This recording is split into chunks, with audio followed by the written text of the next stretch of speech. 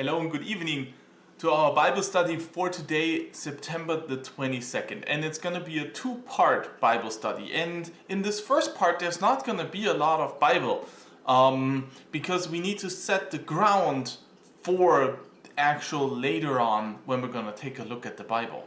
Our topic for today is one that is very aggressive, I might even say. We talk about early Christianity and the persecution of Christians and how the Christian sect at first, or the movement, became into a church. And this was not a very smooth movement. It was plastered with violence for the first 300 years of the history of the church.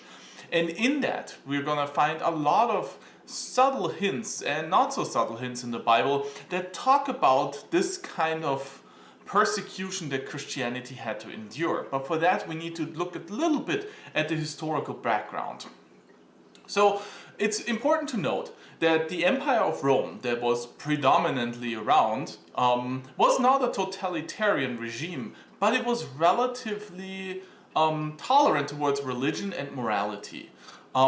The Empire of Rome grew a lot in the beginning of the 1st century before Christ and was the reigning power during the time of the crucifixion of Christ. And even afterwards, the Roman Empire basically held most of the ancient world and the common world.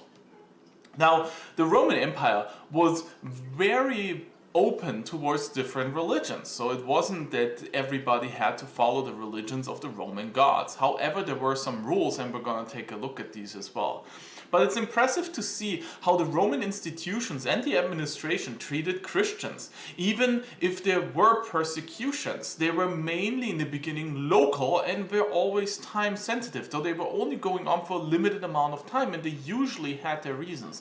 There was not this big gathering of Romans trying to persecute Christians. It was very local and usually from a localized incident. And why that is, we're going to take a look later. The main problem that the Empire of Rome has with the citizens or with the believers of Christianity is that Christians deny the loyalty to the Romans, because Rome needed the loyalty of its citizens and individuals. Rome is the biggest empire. It is stretched all the way to what is today Great Britain, all the way down to what today is Africa. It was a world power. It literally stretched on. And in order to incorporate so many different cultures and religion into one empire, it had to have the loyalty of the citizens. Now, Christianity was different since Christians denied this loyalty to the Roman Emperor and to the Roman Empire and proclaimed loyalty to their Lord and Savior, Jesus Christ, as the head of their life. And this is the problem. The new religion that does not conform to the Roman Empire, like Christianity, is therefore a problem for the state. If Christianity would have incorporated itself into this system, then Christianity wouldn't have had such a problem with the state of Rome. And this is important to note. It is because of this radical denial of and this proclamation of monotheism that there's only God and nobody else that creates the problem with the Roman state and the Roman Empire. Now, Christianity is purely religious, and that is important to note. In the beginning of Christianity, of this movement, it's a purely religious movement, and it looks for personal redemption. But in this orientation, it created social and political conflicts. It's important to note that Christianity on the baseline in the beginning was not a political movement, and it's not a morality or social movement. However, because the question of personal redemption stood in the foreground, it had some implications for the life of the ancient Christians. And those questions had political and very much social reasons. The questions then were, can I as a Christian attend the games in the Colosseum where gladiators fight to death? Can I as a Christian go into the ancient Roman sauna? Can I as a Christian have house slaves? And so on. So all of these questions were in the room, and usually because of a Christian lifestyle that is very much focused on personal redemption, there is usually a denial of these kind of social standings. So what we hear in the very first letters of Paul that he writes and of other head accounts of Christians is that joining the Christian church in the very beginning is basically a denial of the Roman society. And that becomes a problem. And we're going to see why. These Christians that are now flooding into this new church or sect, into this new line of thinking, they're living by other norms, by another morality than before what they had in their Gentile background. And that was also a huge change. And this is something that goes even and divides families and other structures and so on. So this sect that starts out as a small movement has a huge potential power to break basically Roman society. And this is why Roman society lashes out back. Also, they organize so differently. Every other religion back then in the ancient times has a temple. There's a synagogue for the Jewish religion. There are temples dedicated to each of the Roman and even Greek gods. However, we do not have these churches at first. They meet in houses. And in that, there are no priests, there are not official priests, there are no temples, there are no sacrifices. So what they do is kind of a mystery. They meet in houses, and that's basically all you know if you don't ask somebody who is a practitioner of Christianity. So rumors were spreading out a lot. They also organize differently. There is no distinct church. There's no distinct family, there's no class system, and there's no specific tribes of people. So anybody could become or be a Christian. It could be the house leader, it could be a slave, it could be anybody. And all of this created like this ungraspable movement that isn't really distinct, that you cannot really figure out. You knew back then practitioners that belonged to the Senate, they had distinct clothing. Well, Christians didn't have that, and that made them so undetectable. What was the most important thing, and I said this a little while before, that Christians did not participate in daily, normal Roman activities. And one of the big ones was the participation of the cultus, the religion for the Roman emperor and the Roman gods. And this becomes a huge problem. Because the Christians deny the god status of the emperor and the existence of the Roman gods, they do not participate in the festivals, and those were basically back then the entire events of the town or of the city. So they basically secluded themselves from everything that was going on, and even more so, they were not only just not participating, but they were actively denying it.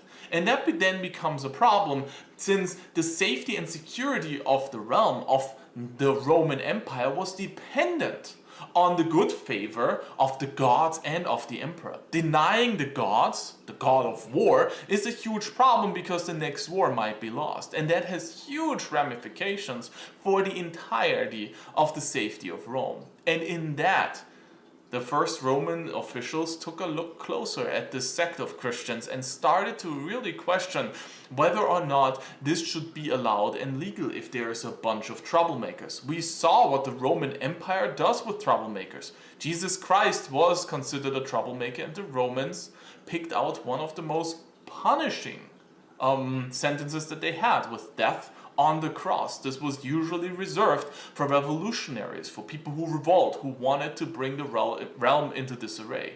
Well, now we have an entire sect of followers that have the same potential, and this religion is spreading fast. So the question now was, how does the Roman Empire deal with these new people?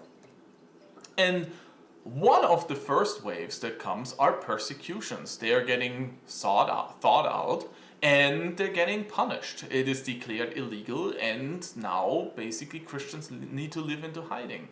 And the first wave, and this is interesting to note, the first wave of persecution did not originate from the Roman administration, but more from Jewish complaints. And this is a little bit a follow-up from what happened at the death of Jesus Christ. The Romans themselves didn't crucify Jesus at first, only after the Pharisees and Sadducees, the high priests of the Jewish religion, came and complained so much to Pontius Pilate that he, after hearing what the potential danger in this Jesus Christ is, decided to crucify him.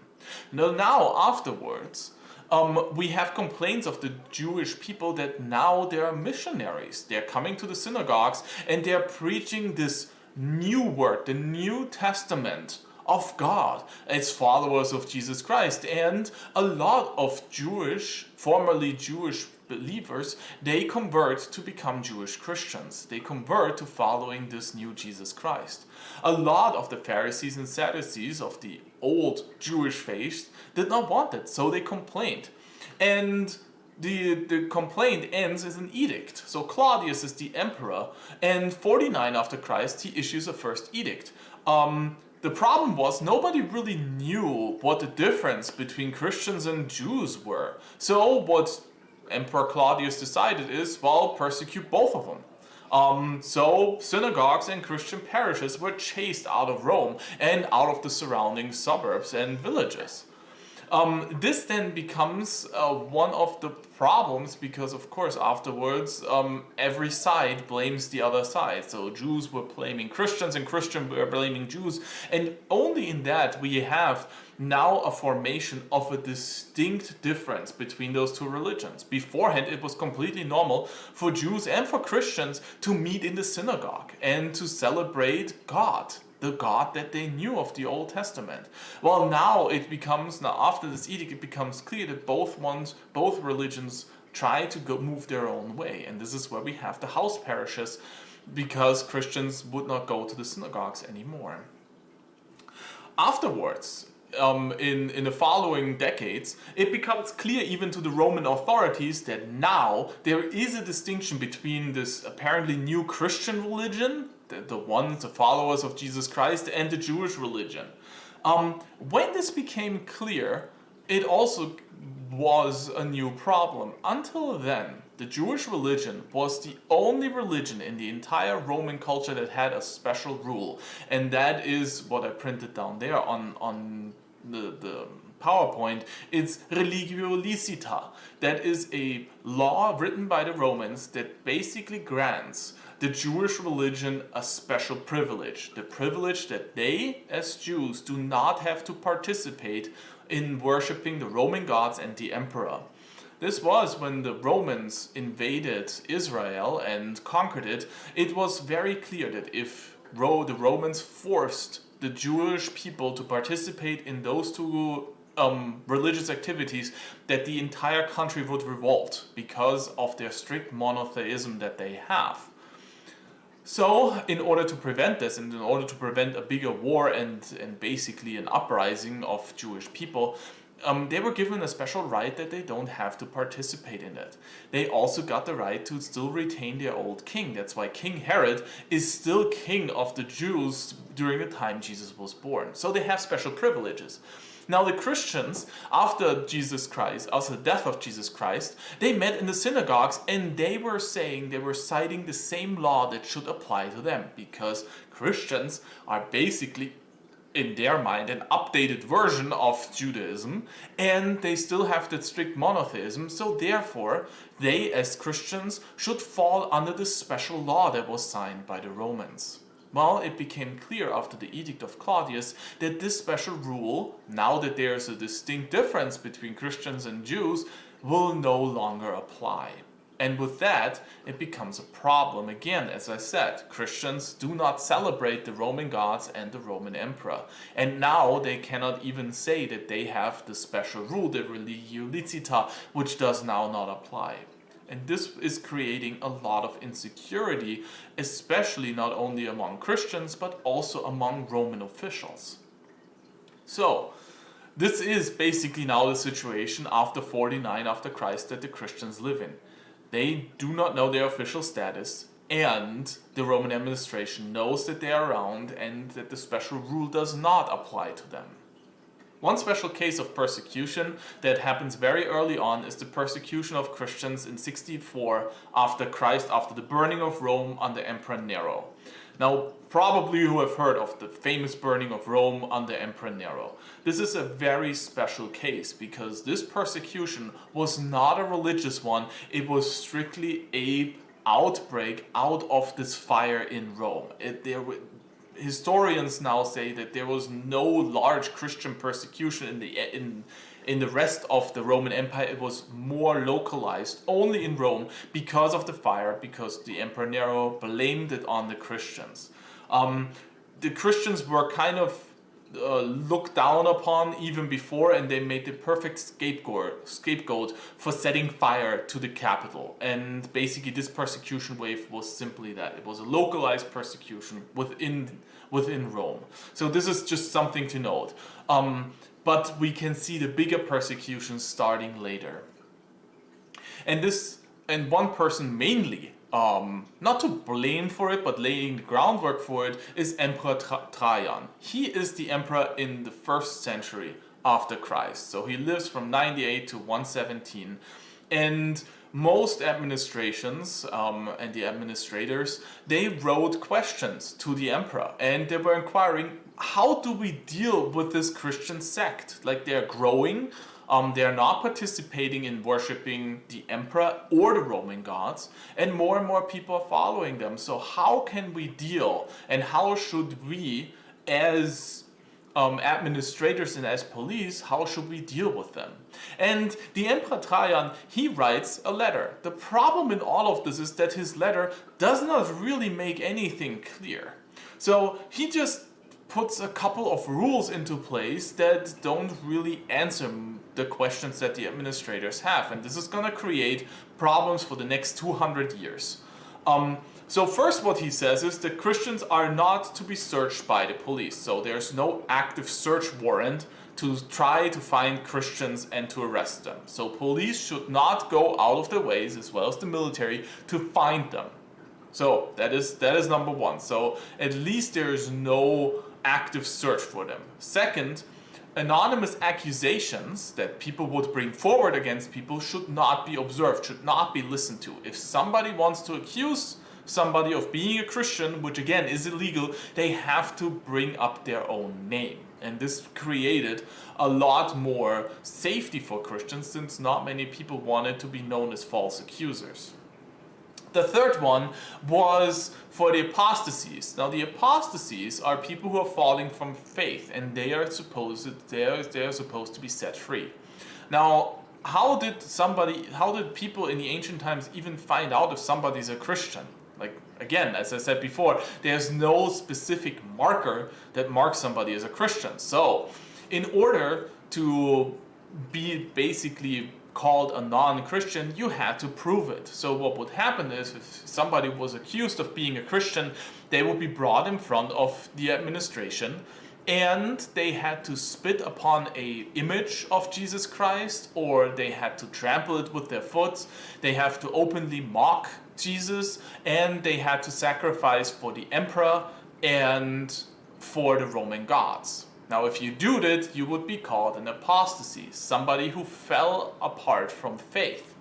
Now, interestingly enough, this is going to create a huge problem for the church, because some Christians were doing this and then continued to go to worship and asking for forgiveness afterwards. And this created a question in the church whether or not this kind of redemption or forgiveness is actually okay, or if this is the cross that they should bear and suffer for their faith. And we're going to take a look at this kind of question next time. But this is just something that the alternative was, you don't make fun of Jesus Christ and you get thrown into the Colosseum to be torn apart by wild animals while the rest of Rome watches. So it was the death penalty. So those were the two options, and some people chose the death option and some people chose the apostasy's way. Well, what was granted by the emperor was that if you were an apostasy, one time, that was enough for all of the allegations to be basically declared or deniable against you, and you were to be set free. However, in all of these letters, the emperor still says no word about whether Christianity is legal or not. So it will remain illegal for the time being, and it was unclear. Because of this unclear letter, that was the reason for later on persecutions. We have Emperor Mark Aurelius, for example, 167 and 176, so that's about 50 to 60 years later. He still uses that unclear letter of the Emperor Trajan. So Christianity is illegal. However, it is not actively searched out. So that is the state that Christianity is in at this moment. And that creates, of course, a lot of insecurity, because it all depended on how did the current administration of the city, the city prosecutor, how did they view Christianity? Were they positive towards Christianity because they knew some rich, influential people? Then they were probably safe. Did they not know it? Well, then Christians probably had a problem in this. We know from the letters of Paul that some congregations are in fear and some are not. Because of all of this, Paul and some other missionaries really try to have good contacts to the Roman administration and to really tell them that Christianity is not trying to actively have a revolt against Rome.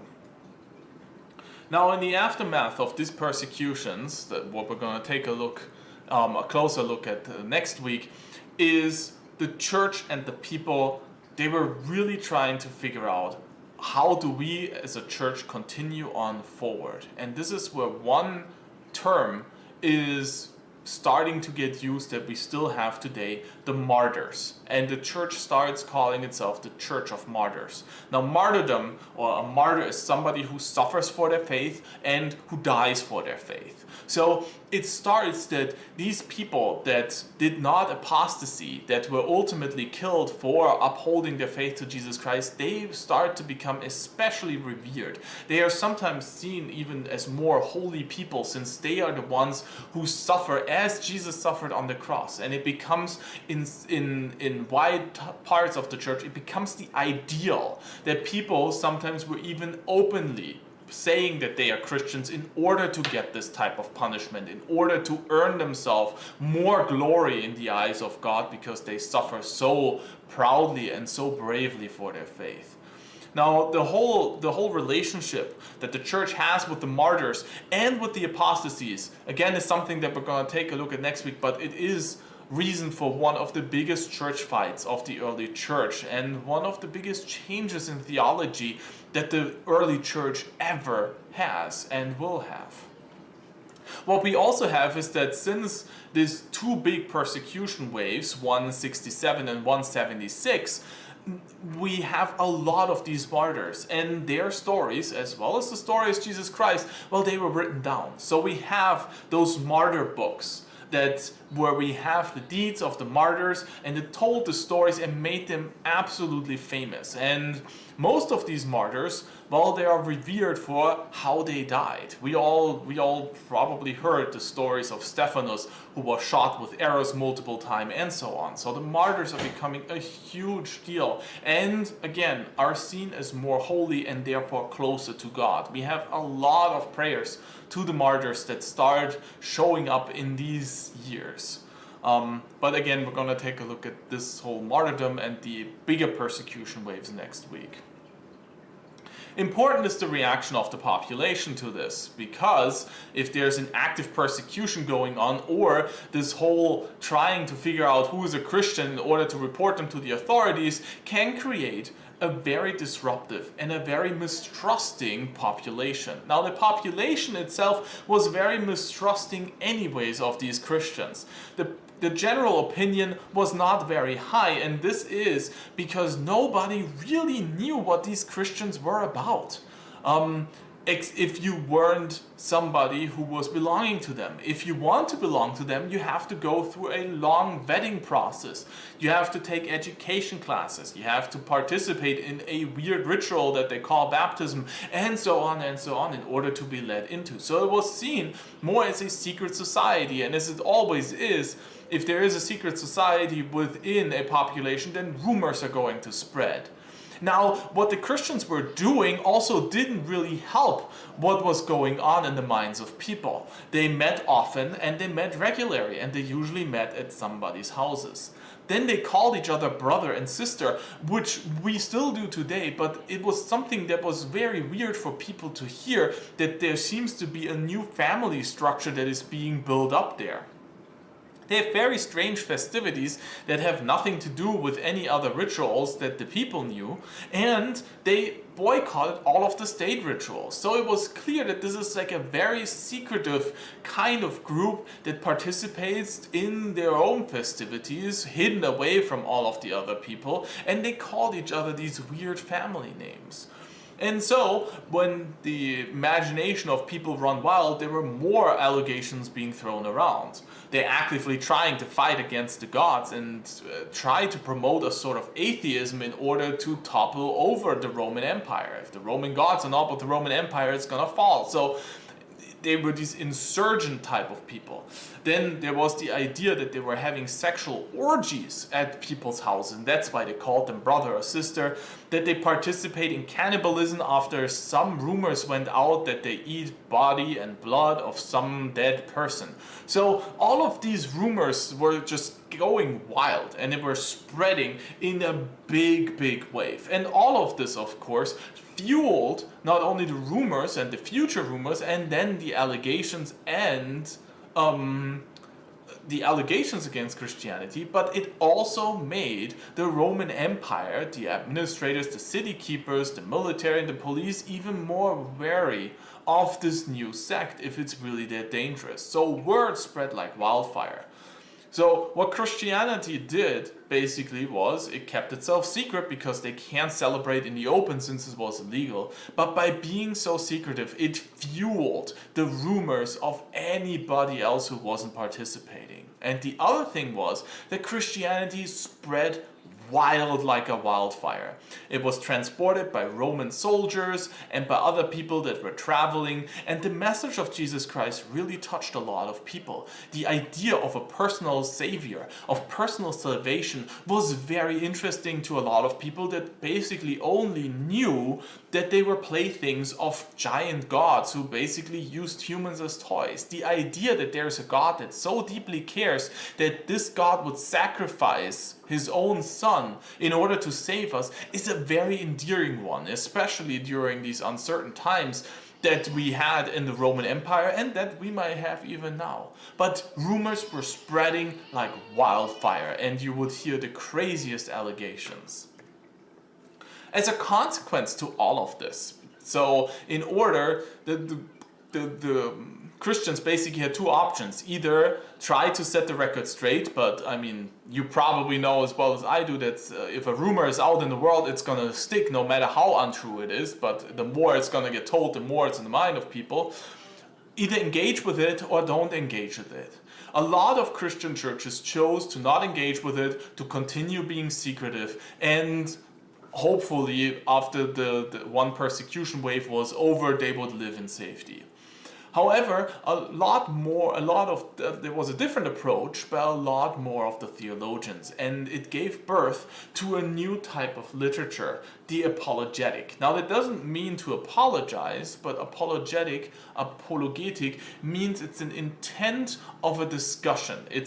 They appeal to Roman and Greek philosophers in the same way as they would engage with each other. Like Socrates and all of these other philosophers, they had those books where they would pose different questions and write about their own perception of the world. Now Christian theologians start to do the same thing, and they write about how they as Christians see the world and how it can be very fruitful in a philosophical sense to have a relationship with the Christian church and the world. Usually, these apologetic pieces are written as proclaiming tolerance for the Christian church, or maybe even more.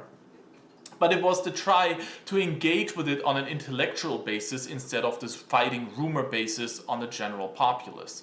The idea behind this was, if you can get some influential philosophers to pick up this idea, then they will discuss it with the rich senators, with people that are in power, and therefore they could try and change and make Christianity legal.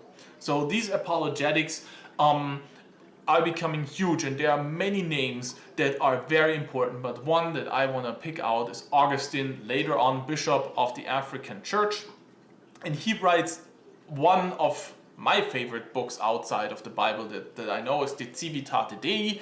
It means of God's citizenship. And in this book, he makes the clear claim that the state is an institution and as a means of order that was instituted by God. It's a means of order like the Ten Commandments that God has planned for us humans to have, and therefore the state is just an instrument by God. That means that the church is basically one of the paramount pillars of the society that the church is preaching the word of God that the state itself needs in order to function. Now, this book made huge waves because a lot of philosophers actually could see this type of idea, especially since the Roman state was founded on the principle of gods as well. So now the concept was not new. The only thing new was that it's now not Zeus or any other god, but now it is God. And this created a huge movement. And how this movement, or how people react to this movement, we're going to take a look at next time. Because next time we're going to see a heavy and very strategic counter-reaction from the state towards this in forms of multiple persecutions that will last for years or even tens of years. So Christianity will be fighting for its very existence the next time we're going to take a look at this. This was the Bible study with not much Bible, but it was the historic pretext to where we're going to take a look next time. The suffering for the gospel and how it is worth something, or what it truly accomplishes. But the persecution of Christians is nothing new in our modern times. It starts at the very beginning of Christian history and will continue throughout the entire history of the Christian church. And this has multiple reasons. The reasons in the ancient times was because it was new and because people did not really know what to do with it, and also because the Christian church so radically denied the social norm that was going on back in the Roman times. Now, you might make an argument that our Christian church today is also having a lot of problems with current society. And I will agree with that. And this might be one of the reasons why society sometimes lashes out at Christianity as well. It always has been a very difficult approach for Christians to live in a state object. Since, again, what I said before, we Christians are called to follow Jesus Christ, but we live in a state that makes laws. But our laws should be the divine law that God gave us. So we're always stuck in the middle between figuring out where our place in the state is and where our place truly is in following Jesus Christ. The Christian persecutions will go on for many centuries, and they haven't stopped today. This was the starting point, and it's going to continue. Next time we're going to take a look at the big persecution waves and how the church came out of this and what the church did with the martyrs and with the apostasies, people that fell from church. Until then, thank you very much for your time. I hope you have a great week. God's blessings, and see you all hopefully next week. Take care.